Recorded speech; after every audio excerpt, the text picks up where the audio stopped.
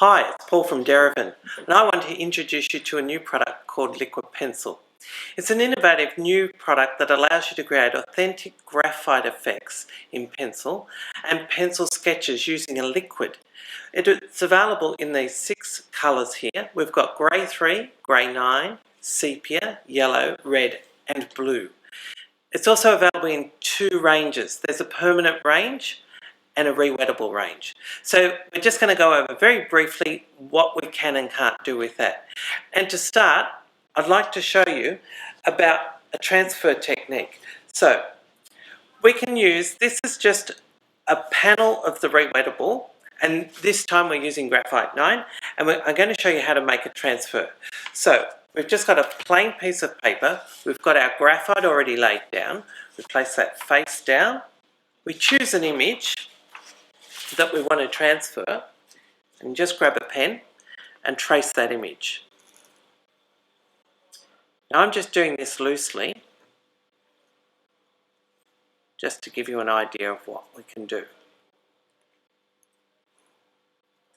So if you're wanting to transfer a complex or complicated image, this is a perfect tool to allow you to do this. Okay, so again, just recapping, we've got our image here. The next layer, we've got our graphite face down, and then we've got our transferred image, ready for you to colour, add to, or redraw. So, the next thing I want to show you is how to lay down a wash. Now we're going to just talk briefly about 2 types of washes. We've got a graded wash and a plain wash. So, over here, I'm just picking up a bit of blue this time. So, if we start with the wash here, if we want to make this a graded wash, now graded just means that it's fading from one end to the other. We just add a little bit of water as we go. So as we add that water, we drag it down. And for those watercolourists amongst you, you'll notice that we've actually got more time to move with this.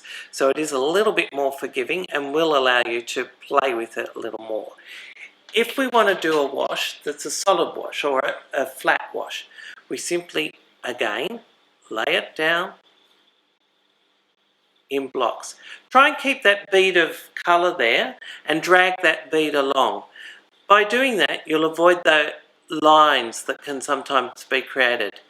And again, unlike conventional watercolour, we can push this around until we get a solid block. So that'll give you a more even wash if that's what you're after, or we can go back to the graded wash.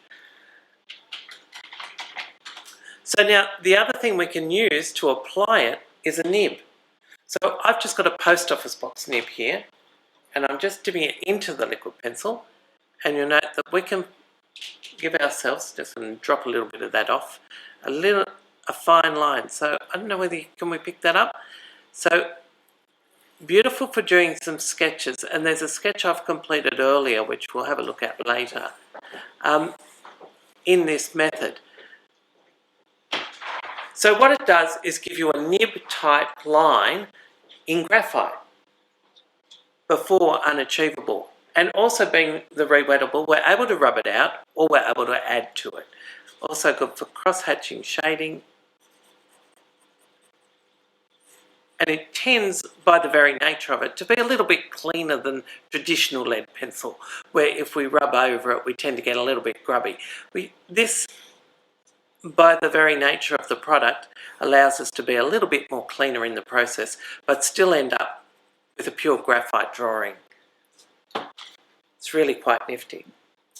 Now, I just want to go back to our washes here. So if we have a look here, what we've created from top to bottom is a solid wash of the colour and then finally grading it out. Now these bottom squares are solid squares which we've then, so similar to the solid wash that we created earlier, we've then laid some cling wrap into these top ones and some bubble wrap into the bottom ones. We've allowed that to dry fully and then peeled it off, and it's given us these effects. So the limits of this is only limited by your imagination of what you put it into. Now, the other nice thing about the rewettables is that if we have a burnishing tool, we're actually able to draw back into these.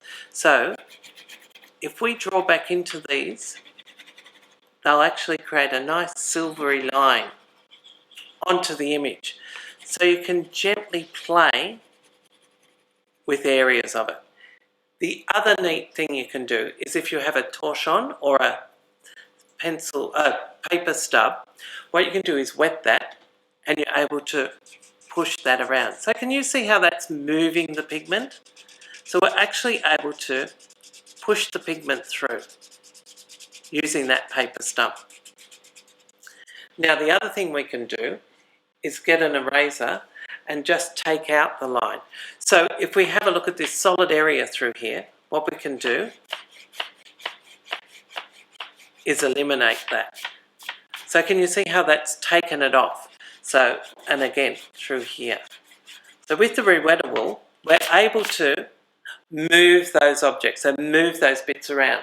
Now the other thing is, if we wanted then to come back and create a wash through there, we simply pick up that and join it through. So can we see how that's picking up that pigment and joining it back across? Now obviously if you wanted to lay down these washes or these patterns in a permanent manner and didn't want it to be moving, then you would use the permanent colours, which again come in exactly the same range. But if you'd done that, we wouldn't be able to do any of that drawing or rubbing out or moving. So both are used in conjunction with each other in a manner that we can create a completed composition. I hope you enjoy playing around with it and just give it a go and have a bit of an experiment. Thank you.